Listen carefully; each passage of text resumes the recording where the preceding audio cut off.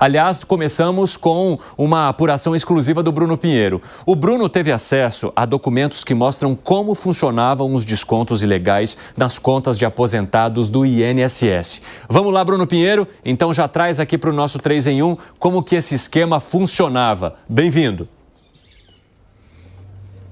Ótima tarde a você, Evandro, a quem nos acompanha aqui na Jovem Pan. Antes, a gente já tem uma arte que ilustra muito bem essa articulação entre as entidades, Evandro, e também representantes do Congresso Nacional. Vamos juntos entender, então. Ao lado esquerdo dessa imagem, dessa arte, a gente vê os representantes do Congresso Nacional que tinham comunicação direta com os bancos. Mas esses representantes também conversavam com as entidades. Os bancos, eles conversavam com as entidades e as entidades tinham uma conversa muito direta com o INSS, da mesma forma que o INSS conversava com as entidades. Entre essa conversa, entidades e INSS, tinha o careca do INSS. Era uma conversa muito direta, ele acabou sendo alvo de uma operação da Polícia Federal com vários veículos de luxo, inclusive, e todo esse esquema milionário. Só para a gente entender, a Confederação Nacional dos Trabalhadores na Agricultura, a CONTAG, é a mais antiga que tem o convênio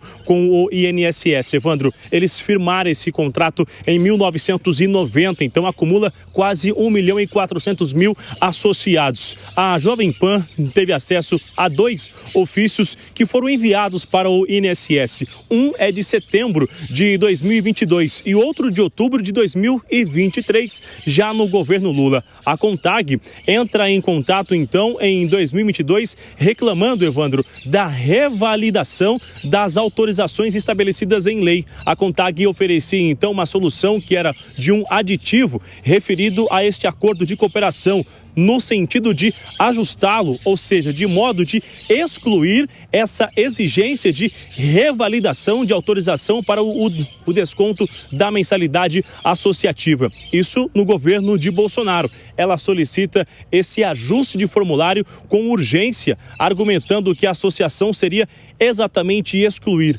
Já no governo Lula, requereu também a liberação de vários descontos de associados, um mês antes daquele bloqueio de um lote de forma irregular. Este documento que a gente acompanha aqui na Jovem Pan aparece no dia 2 de outubro, que foi requerido o desbloqueio de quase 40.000 autorizações que estavam represadas, ou seja, que não foram autorizadas, estavam aguardando uma validação, mas esse ofício exigiu então que esse documento fosse autorizado. E o que aconteceu, com quem eu conversei com as minhas fontes na investigação, esse documento foi atendido. O INSS atendeu esse ofício da CONTAG, liberando quase 40.000 descontos que estavam aguardando uma justificativa e já estava como uma suspeita da Polícia Federal. Essa liberação foi feita de bloco, Evandro, de forma irregular. Ainda segundo este outro documento, essa auditoria do INSS, essa autorização, ela foi tomada com uma justificativa que se comprova infundada.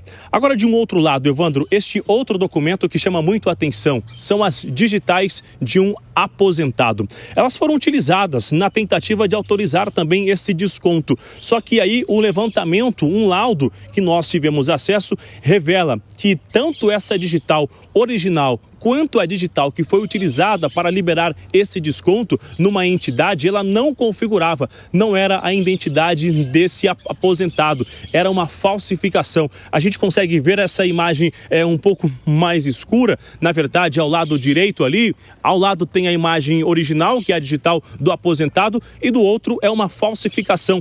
Era assim que as entidades então utilizavam para conseguir esses descontos desses aposentados. E com esse laudo, lá no estado do Pernambuco, em uma entidade, foi aí que os agentes da Polícia Federal levantaram uma outra investigação, que o esquema funcionava dessa maneira. E aí, só para finalizar, Evandro, um pouco mais da operação.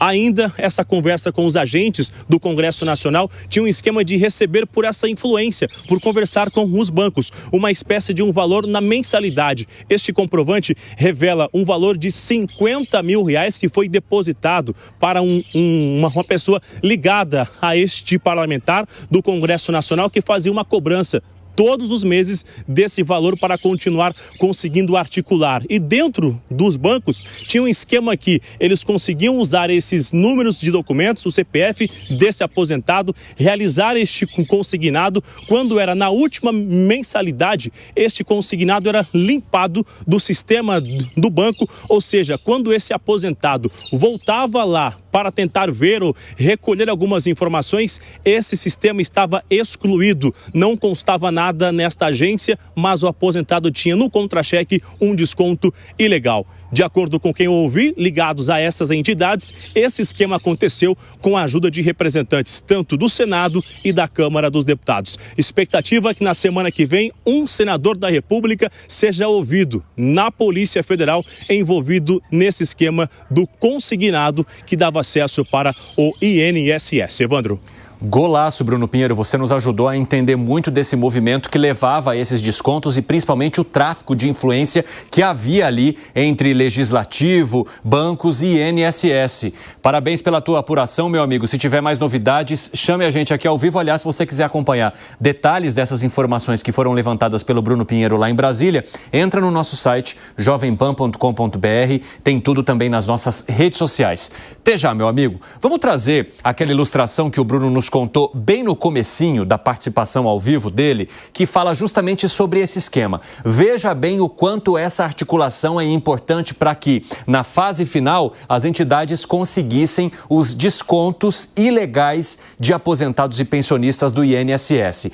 Começa-se com o quê? Da maneira como imaginávamos, com a influência e a articulação de políticos que conversavam com bancos e com entidades e, para isso, como mostrou o Bruno ali, em uma das provas que estão sendo reunidas pela Polícia Federal e que agora servirão provavelmente também, caso se instale a CPI do INSS, recebiam um dinheiro, uma espécie de propina, para continuar fazendo esse serviço de ponte, de articulação. Depois, garantindo então que entidades tivessem também uma conversa direta com o INSS, inclusive contando com falsificações de digitais, como nos contou o Bruno, para que esses descontos fossem realizados. Um escândalo cada vez maior, Fábio Piperno.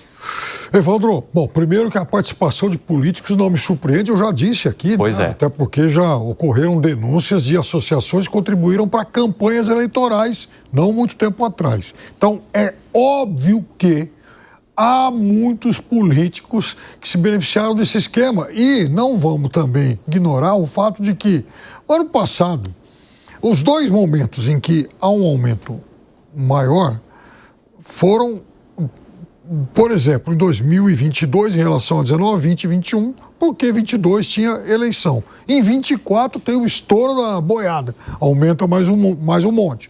Ano eleitoral.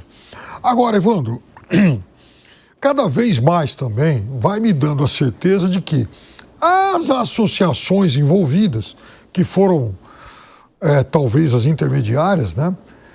É possível que elas não tenham sido... Vejam, ou essas associações foram as autoras intelectuais de toda essa engrenagem, ou elas foram apenas intermediárias de políticos.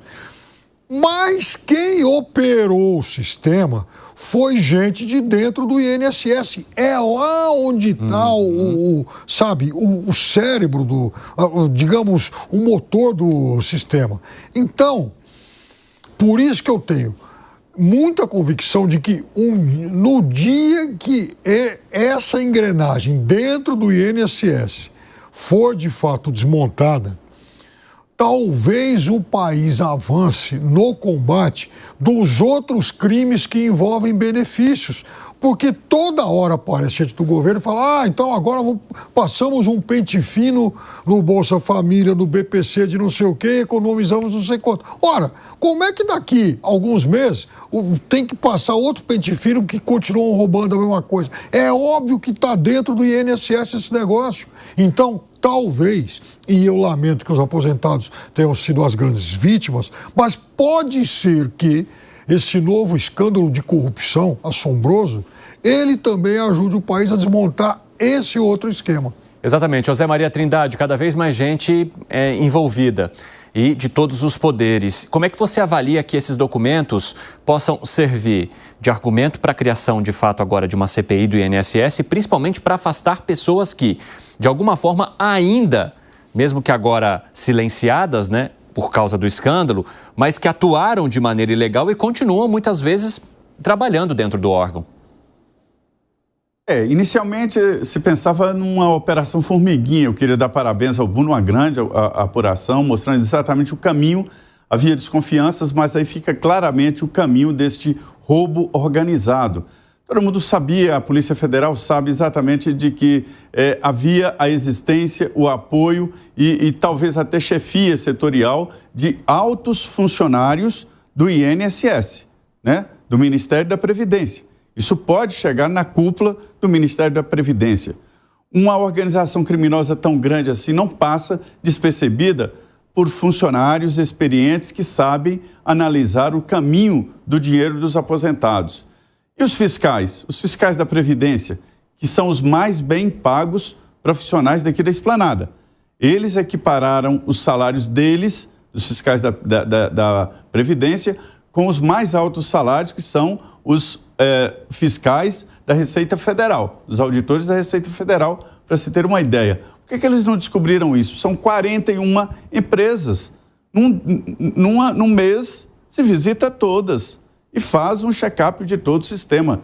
Então, havia uma nuvem para esconder isso. Cine, a primeira repercussão disso aí é a seguinte, e eu já havia previsto isso, esse processo vai para o Supremo.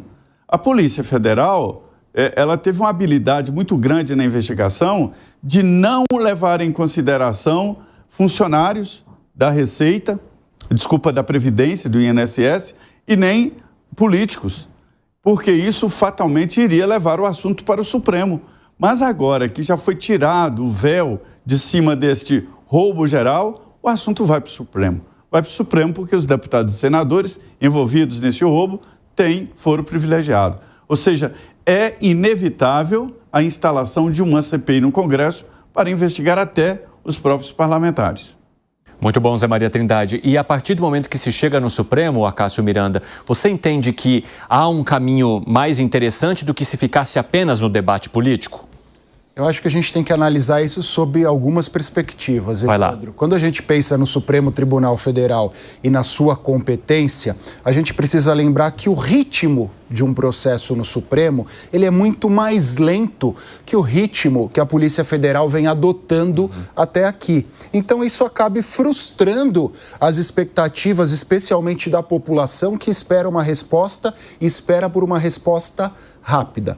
Porém, se isso for em direção a uma CPI, nós sabemos que as CPIs são conduzidas por parlamentares que não têm a menor afinidade com uma investigação, e isso acaba virando muito mais um espetáculo que uma apuração efetivamente. Então eu torço para que todos sejam punidos, mas que essa operação fique onde está no máximo possível, para que mais elementos sejam colhidos, e aí, se tiver que ir para o Supremo, já vai madura, já vai pronta.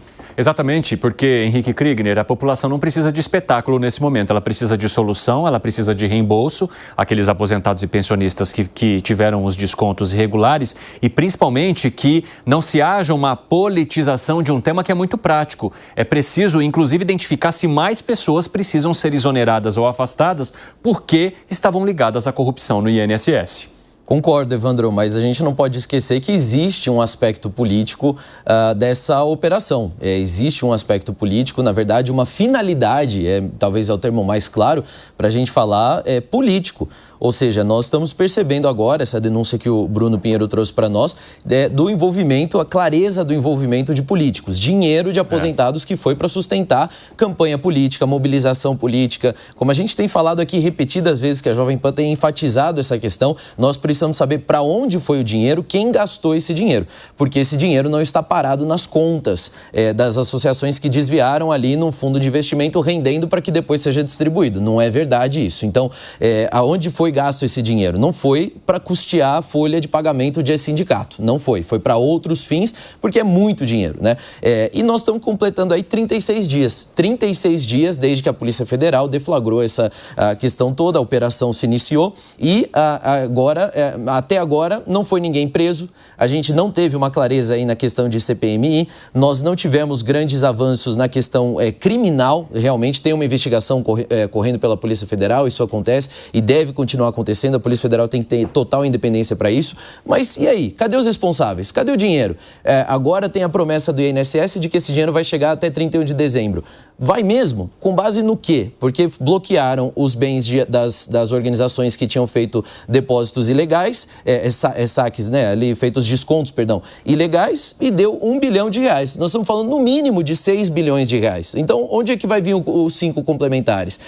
De onde vem o dinheiro? Para onde foi? Quem vai ser preso? E quando é que o aposentado vai receber de novo? É isso que o povo quer saber.